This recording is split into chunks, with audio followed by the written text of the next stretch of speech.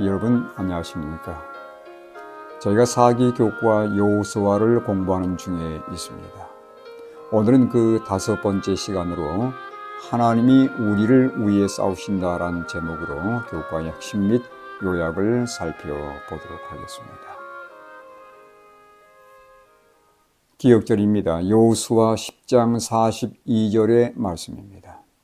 이스라엘의 하나님 여호와께서 이스라엘을 위하여 싸우셨으므로 여호수아가 이 모든 왕들과 그들의 땅을 단번에 빼앗으니라.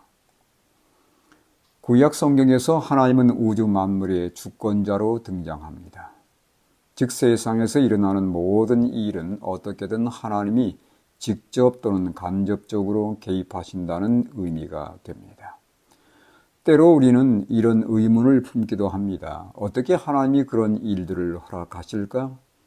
따라서 우리가 선과 악, 하나님과 사탄 간의 대쟁투 관점에서 전쟁을 이해하지 않게 된다면 우리는 하나님의 품성에 대해서 오해할 수밖에 없게 됩니다.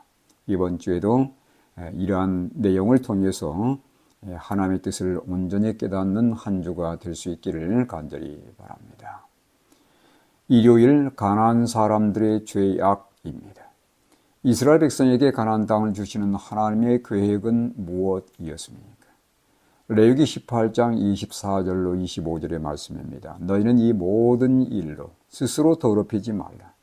내가 너희 앞에서 쫓아내는 족속들이 이 모든 일로 말미암아 더러워졌고 그 땅도 더러워졌으므로 내가 그 악으로 말미암아 벌하고 그 땅도 스스로 그 주민을 토하여 내느니라.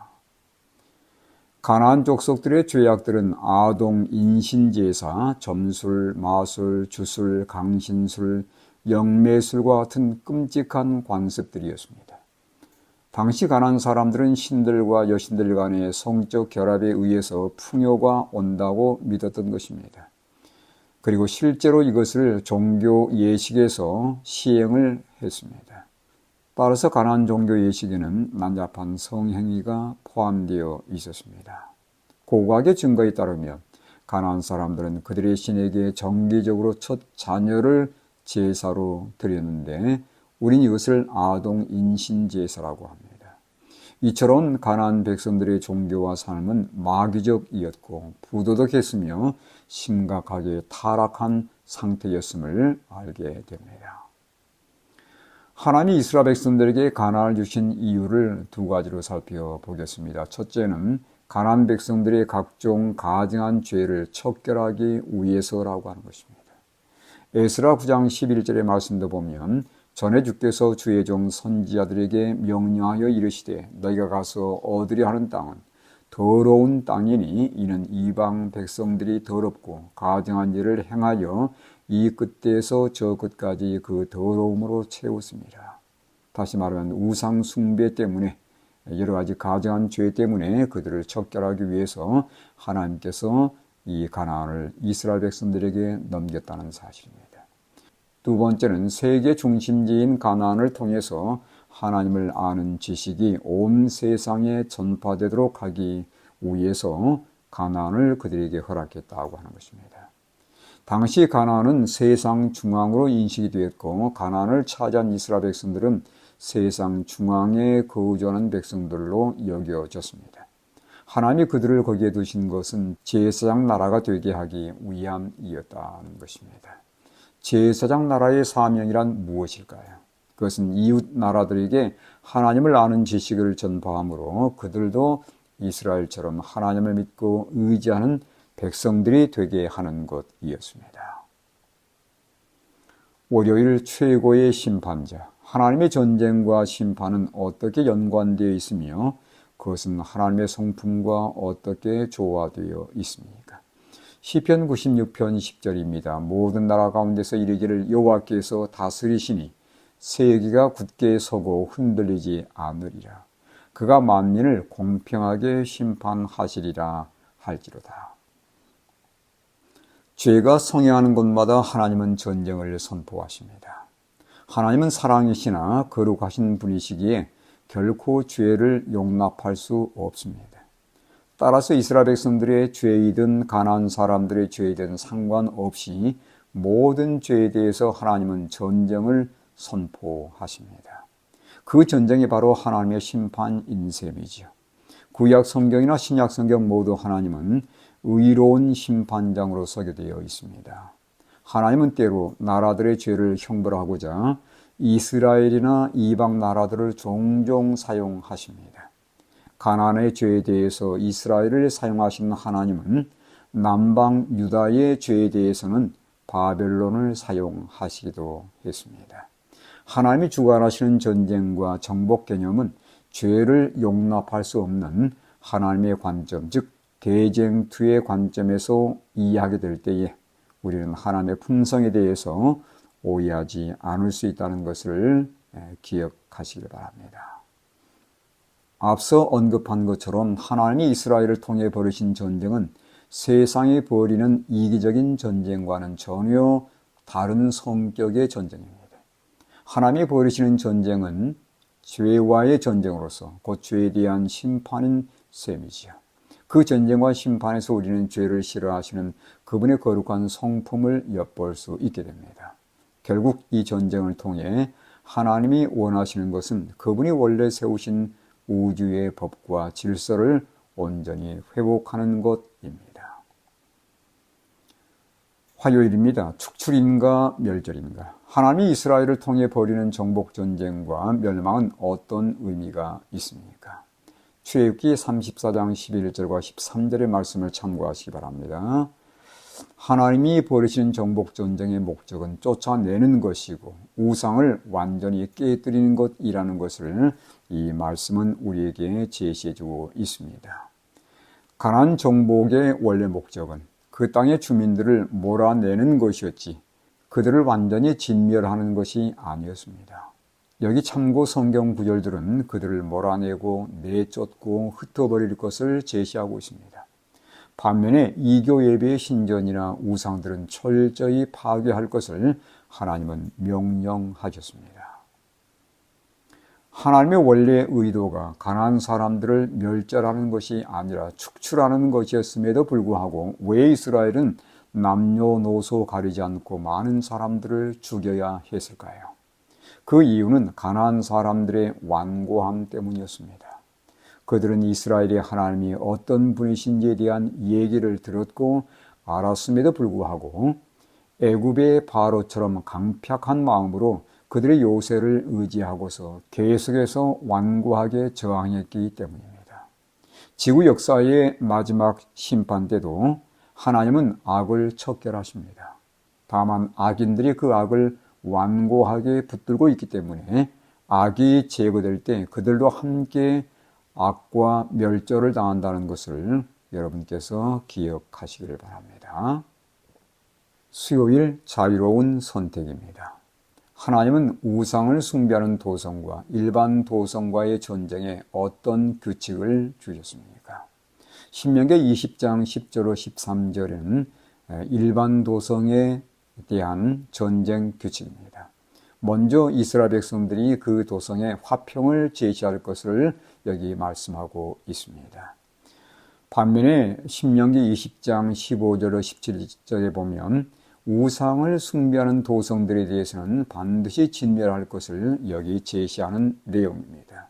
정리해드린다면 하나님은 이스라엘에게 가나안 백성들을 그들의 우상 때문에 진멸하도록 명령하셨지만 그 외의 도성들과 사람들에 대해서는 먼저 화평을 제안하도록 지시하신 것을 이 두 성경 구절들을 통해서 저희가 분별할 수 있게 됩니다. 멸망 또는 파멸에 해당되는 히브리어는 헤렘입니다. 파멸되기로 결정된 것은 사람이나 동물 가리지 않고 이스라엘을 통해 온전한 파멸을 당할 수밖에 없겠습니다. 이 파멸은 죄에 대한 하나님의 심판으로서 다만 이스라엘을 통해서 행해진 것뿐이었습니다. 하나님은 언제나 선택의 기회를 먼저 제공하십니다. 그러나 완고하게 거절하는 도성이나 개인은 헤렘 즉 파멸을 당할 수밖에 없었습니다. 가나안 도성들이나 백성들 가운데서도 개인적인 또는 단체적인 선택 때문에 멸망을 면하거나 멸망을 당한 경우들이 있었습니다. 예를 들어 라합이나 기브온 사람들은 올바른 선택을 통해 멸망을 피한 자들이며, 아간은 그릇된 선택을 통해서 멸망을 자초한 사람이었습니다. 하나님은 그분의 주권으로 멸망을 미리 결정해 놓는 분이 결코 아니심을 꼭 기억하시기 바랍니다. 하나님은 사람들에게 부여하신 자유의지를 진정 존중하신 분이십니다. 생명과 멸망의 갈림길에 선택의 자유가 놓여 있습니다. 오늘 이 선택을 여러분 어떻게 하시겠습니까? 그 선택에 의해서 영생과 영멸은 결정이 되는 것입니다. 목요일 평화의 왕. 하나님은 그분의 백성들의 미래에 대해서 어떤 계획을 갖고 계실까요? 호세아 2장 18절을 대표로 보겠습니다. 그날에는 내가 그들을 위하여 들짐승과 공중의 새와 땅의 곤충과 더불어 언약을 맺으며 또 이 땅에서 활과 칼을 꺾고 전쟁을 없이 하고 그들로 평안히 눕게 하리라. 이번 주 교과의 주안점은 하나님이 명하시고 도우시는 전쟁에 관한 것이지만, 모든 전쟁이 끝난 후에 메시아가 세우실 평화로운 왕국에 대해서도 생각해 볼 필요가 있습니다. 메시아는 평강의 왕이십니다. 그분은 언젠가 우리를 평화가 다스리는 그분의 왕국으로 인도하실 것입니다. 그곳에는 사자가 어린 양과 함께 풀을 뜯을 것이고 해나 상함이 전혀 없으며 평화가 다스리고 다시는 전쟁이 없는 그러한 곳입니다. 열왕기하 6장 16절로 23절 말씀은 하나님이 당신의 백성들에 대해서 갖고 계신 원대한 목적에 대해서 무엇을 말하고 있습니까? 대표적인 구절로 열왕기하 6장 23절의 말씀을 보겠습니다. 왕이 위하여 음식을 많이 베풀고 그들이 먹고 마시며 놓아 보내니 그들이 그들의 주인에게로 돌아가니라. 이로부터 아람 군대의 부대가 다시는 이스라엘 땅에 들어오지 못하니라. 아람 군대가 이스라엘을 침공했을 때 아람 군대들의 눈을 어둡게 해서 사마리아로 인도하여 그들을 선대했던 그러한 얘기입니다. 엘리사는 그들을 살육하는 대신 선대함으로 하나님이 당신의 백성들에게 바라시는 것은 화평케 하는 것임을 다시 한번 이 전쟁을 통해서 보여주었습니다. 한편 아람 군대들이 침공했을 때 엘리사는 사환의 눈을 뜨게 하여 산에 가득 그들을 두르고 있는 불말과 불병거를 보게 했습니다. 따라서 선악의 대경투에 있어서 우리가 두려워할 것은 아무것도 없습니다. 왜냐하면 하나님의 군대가 당신의 백성들을 지키시고 보호하시기 때문입니다. 이 전쟁과 사건의 결론은 아람 군사의 부대가 다시는 이스라엘 땅에 들어오지 않았다는 것입니다. 선악의 대경투의 궁극적인 목적, 그것은 다시는 죄가 다스리지 않는 평화의 왕국을 세우는 것입니다. 이번 주에도 이러한 하나님의 목적을 분명히 깨닫고 하나님께 우리 마음을 드리는 한 주가 될 수 있기를 간절히 바랍니다. 교과의 결론입니다. 하나님이 이스라엘 백성들에게 가나안을 주신 이유는 첫째로 그들의 다양한 우상 숭배와 타락한 죄를 제거하기 위한 것이었고, 둘째로 그 땅을 통해서 하나님을 아는 지식이 세계 열방에 전파되기를 바라신 것이었습니다. 하나님의 전쟁을 선포하시고 개입하시는 것은 그것이 죄악에 대한 심판의 방편이기 때문입니다. 하나님은 가나안을 징벌하기 위해서는 이스라엘을 사용하셨고 남방 유다를 징벌하기 위해서는 과거에 바벨론을 사용하셨습니다. 하나님이 가나안을 점령하도록 하실 때 멸절하는 것이 원 계획은 아니었습니다. 하나님은 그들을 몰아내도록 지시하셨는데, 그러나 그들의 완고한 마음과 불순종 때문에 결국 가나안 백성들은 진멸을 당할 수밖에 없었습니다. 그런 와중에도 구원받은 개인과 단체가 있었는데 바로 라합과 기브온 주민들이 그 대상이었습니다. 그들은 올바른 선택을 통해 구원을 받은 것입니다. 하나님은 평강의 왕이십니다. 대쟁투의 마지막에 하나님은 그분의 약속대로 평화가 다스리는 나라를 세우실 것입니다. 이번 한 주간도 이웃과의 평화의 관계, 화평의 관계를 통해서 하나님께 영광 돌리시는 우리 모든 믿음의 가족들 되시기를 간절히 바라면서 이번 주 교과를 마치겠습니다.